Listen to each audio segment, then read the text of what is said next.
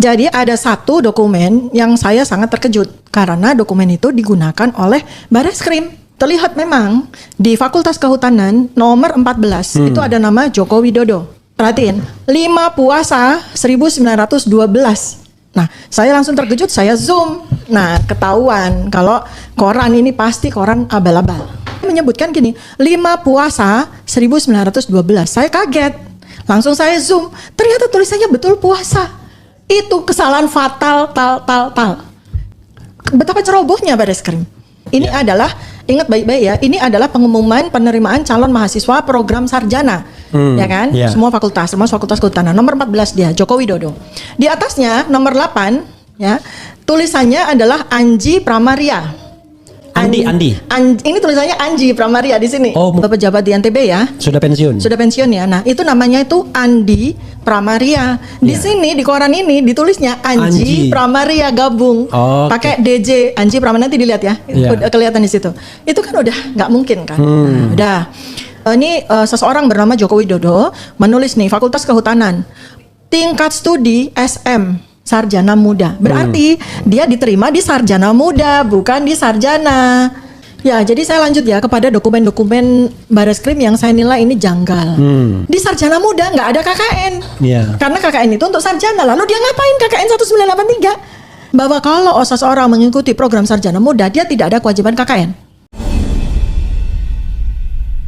Jadi ada satu dokumen yang saya sangat terkejut karena dokumen itu digunakan oleh Bareskrim. Yaitu Koran Kedaulatan Rakyat. Ya, Koran Kedaulatan Rakyat itu saya sangat hafal karena saya besar di Jogja gitu. Jadi Kedaulatan Rakyat itu koran makanan sarapan sehari-hari setiap rumah di Jogja. Jadi hafal banget. KR atau Kedaulatan Rakyat itu punya kalender atau tanggal hari ini itu ada di ujung kanan atas itu. Ada 2 penanggalan. Satu penanggalan Masehi dan satu lagi penanggalan Jawa. Nah, Bareskrim itu menggunakan Harian Kedaulatan Rakyat tanggal 18 Juli 1980. Ya, itu adalah hari di mana calon mahasiswa yang diterima di perguruan tinggi negeri itu diumumkan nama-namanya di seluruh koran di seluruh Indonesia, koran nasional termasuk Kedaulatan Rakyat. Nah, di dalam lembaran yang ditunjukkan oleh Bareskrim melalui slide itu terlihat memang di Fakultas Kehutanan nomor 14 itu ada nama Joko Widodo. Ya, nah saya balik lagi ke soal penanggalan karena ini soal behavior.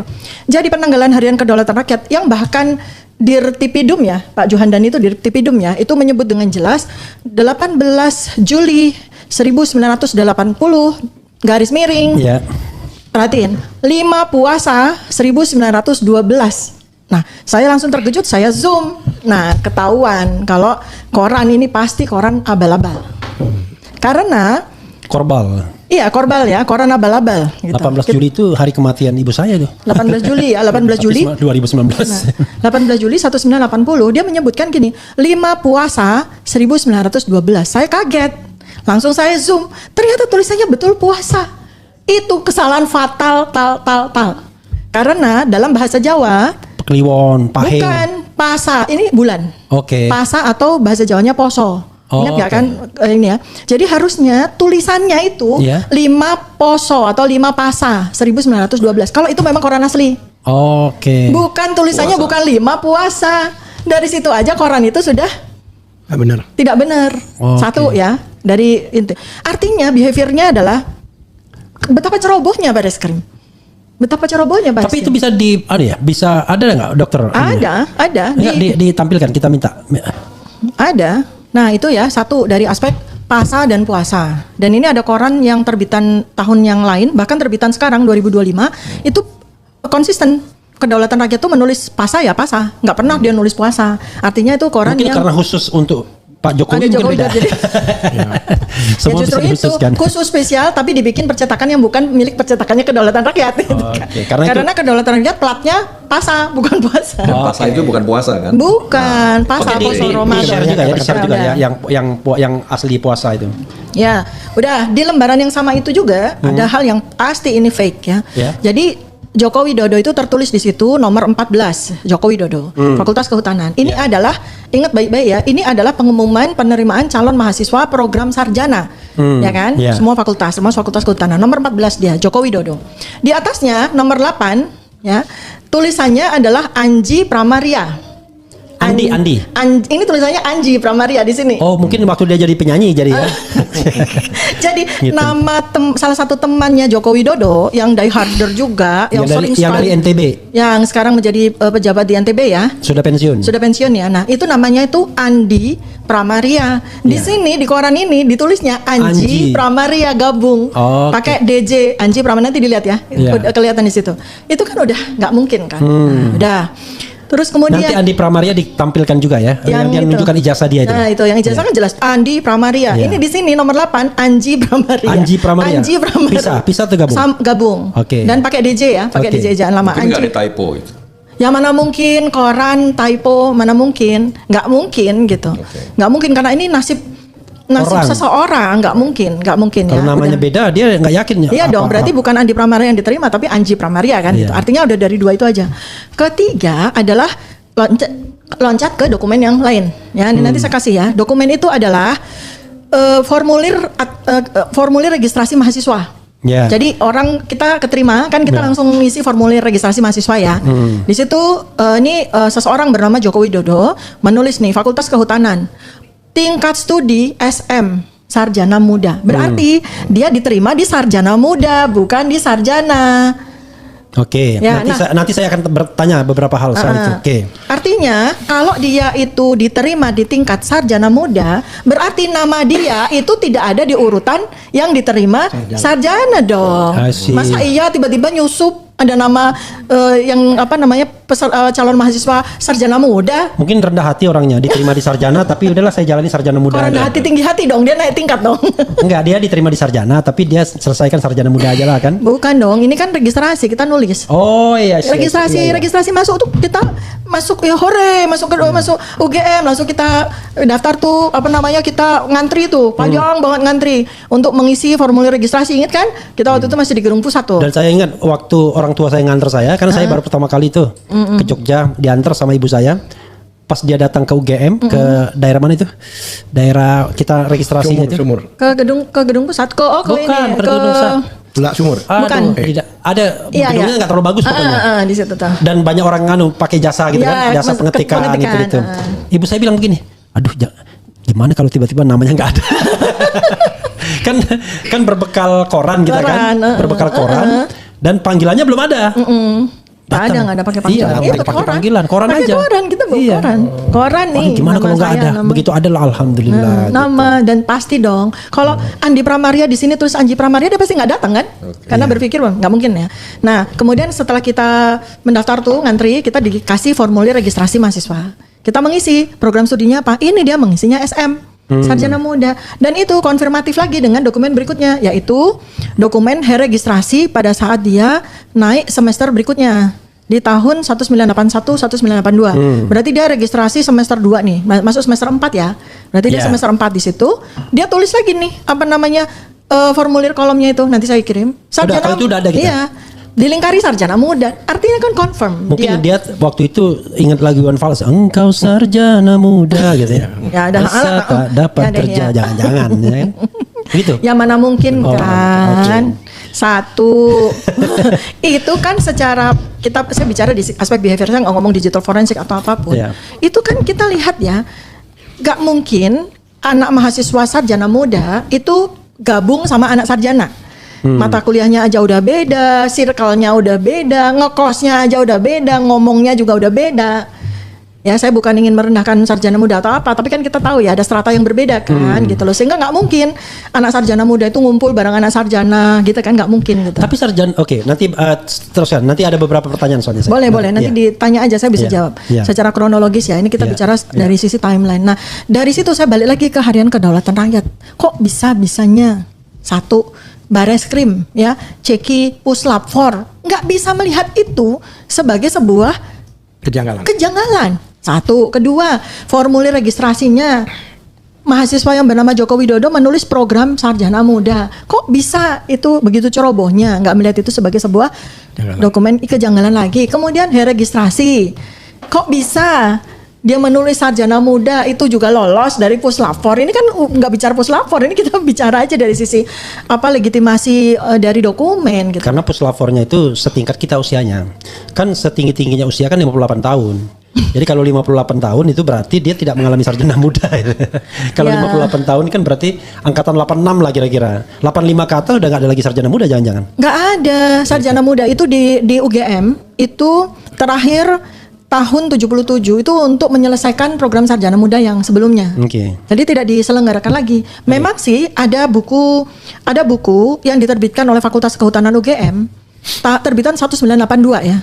Itu yang masih menulis program sarjana muda dan program sarjana. Anggap aja itu buku betul. Artinya di tahun 1980 mereka masih menerima sarjana muda. Tapi di lembaran koran itu calon mahasiswa sarjana muda itu nggak nyampur di urutan calon mahasiswa sarjana. Tidak kalau kata Romina tidak akan di 4 balai enggak mungkin di 4 balai. Disiksa. 4 balai enggak mungkin. 4 balai. Enggak mungkin dong gitu loh. Enggak mungkin, itu kan urutan. Nanti pas lagi diregistrasi itu di gedung yang lama itu, di gedung apa namanya ya? Ini apa? Iya, gedung registrasi. Apa namanya registrasi itu ya, yang jelek gedungnya jelek pokoknya. Lama itu. Iya. Itu kan kita urut berdasarkan dari nomor. Bukan gedung yang Cintaku di Kampus Biru itu bukan pendaftarannya, bukan di situ. Dekat mengarah ke daerah. Namanya Selokan Mataram. Iya, daerah di sana situ. Yang ada SGPC lama. Iya, mengarah ke Pogung sana. Gitu. Itu dari 3 itu aja deh saya bicara. Oke. Ya, dari 3 itu aja. Oke dok, ditahan dulu dok ya. Jadi memang ada banyak hal ya dari sisi prosedur yang masih bisa kita persoalkan. Iya. Tapi untuk kepentingan masyarakat, sebenarnya yang tadi harus clear dulu nih ya. Dikelirkan dulu, biar lanjut. kicking gitu. Oke. 3 pertanyaan itu dok, silakan dijawab. Ya, jadi saya lanjut ya kepada dokumen-dokumen Bareskrim yang saya nilai ini janggal, ganjil, dan jelas ya, karena evidence base ya, artinya itu benar-benar dokumen yang dengan berani ditampilkan sama Bareskrim kan, artinya dokumen yang sudah ditampilkan itu. Iya, dia nggak bisa ditarik lagi kan, artinya dia yakin bahwa dokumen itu eligible untuk dijadikan sebagai materi untuk mengaslikan gitu kan. Nah, ternyata kan saya perlihatkan di mana letak keganjilan itu, dan itu 100% gitu ya, 100% itu koran itu. Nah, lanjut lagi kepada fakta-fakta yang sebelumnya tidak diketahui oleh publik, bahwa ternyata seseorang, saya nggak katakan seseorang itu mungkin namanya sama atau apa, seseorang bernama Joko Widodo di tahun 1980 itu ternyata mendaftarkan diri menjadi mahasiswa baru UGM itu sarjana muda, bukan sarjana gitu. Nah, ini kan persoalannya, jadi ini Joko Widodonya sama atau beda nih? Ya kan, ada 1 orang Joko Widodo atau 2 orang Joko Widodo, tapi yang jelas dokumen registrasi yang ditampilkan oleh Bareskrim menunjukkan dia sarjana muda. Kemudian ada lagi yang ganjil lagi ya. Jadi gini, semua dokumen Bareskrim itu kita anggap itu dokumen yang sah. Yang terkait dengan Joko Widodo. Jadi kalau ada kesalahan itu salahnya Bareskrim. Oke, saya lanjut. Kan ternyata ada 3 dokumen pendukung bahwa Joko Widodo ini memang sarjana muda ya.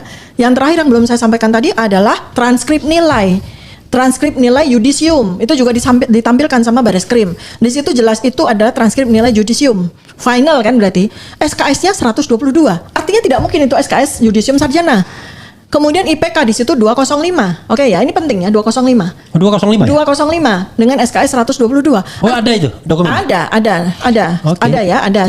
Saya belum lihat tuh dokumen. Ada. Oke. Nah, artinya kalau kita mengambil sebuah asumsi bahwa mungkin aja loh dia dari sarjana muda, setelah selesai dia kemudian mendaftarkan diri lagi ke program sarjana tambah ya. Pertanyaannya, apakah ada di tahun 1980 sampai 1985? Di antara kurun waktu itu, apakah Fakultas Kehutanan UGM menyelenggarakan program tersebut? Artinya dari sarjana muda kemudian melanjutkan ke program sarjana.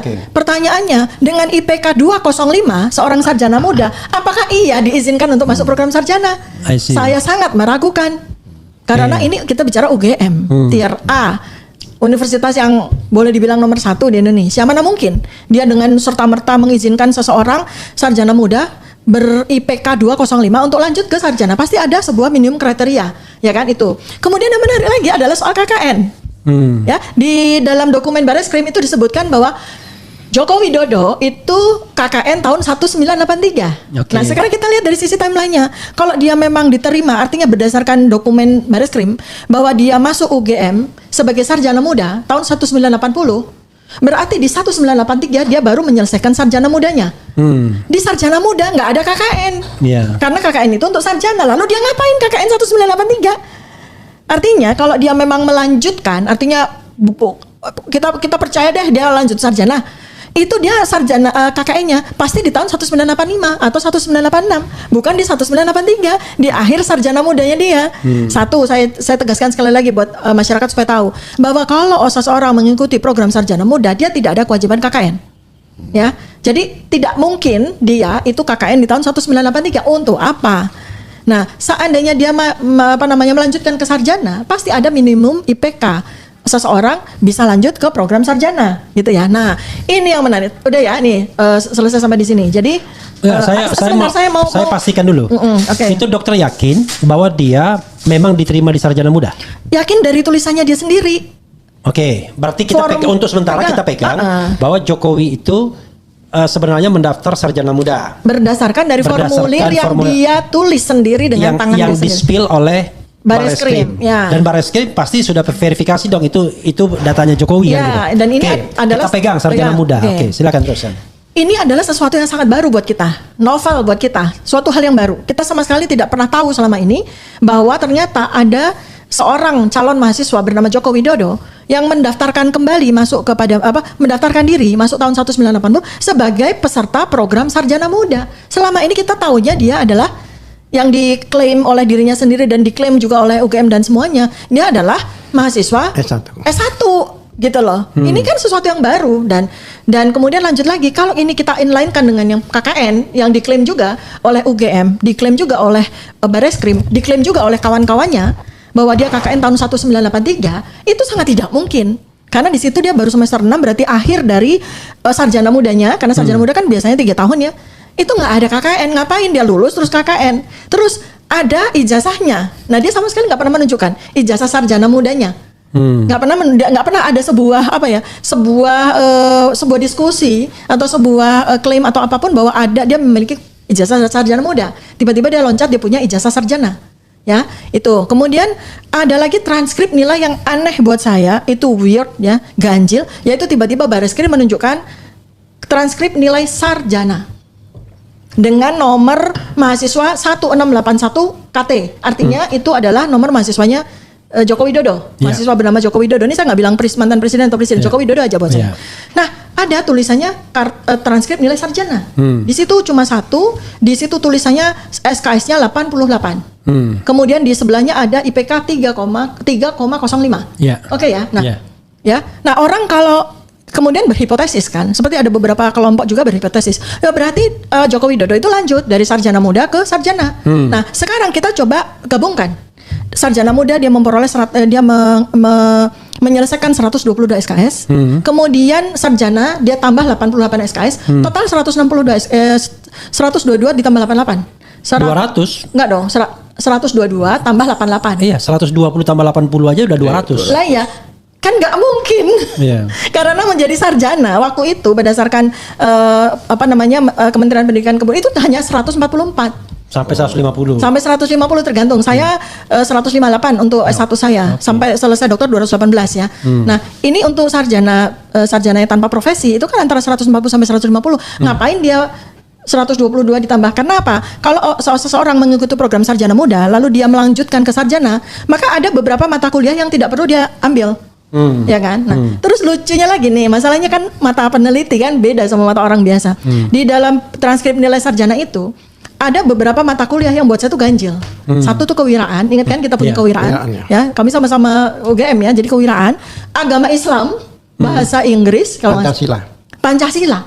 Itu ada di situ lah. Itu kan sudah dia ambil waktu sarjana muda. Ngapain dia ambil di namanya itu MKDU. Mata kuliah dasar umum. Itu ngapain dia ambil di program sarjana kalau memang dia lanjut ya kan? Itu kan aneh. Jadi saya bertanya ini transkrip nilai siapa gitu kan? Yang 3, itu 3,05 yang 88 itu gitu. Kan itu nggak inline gitu. Gini,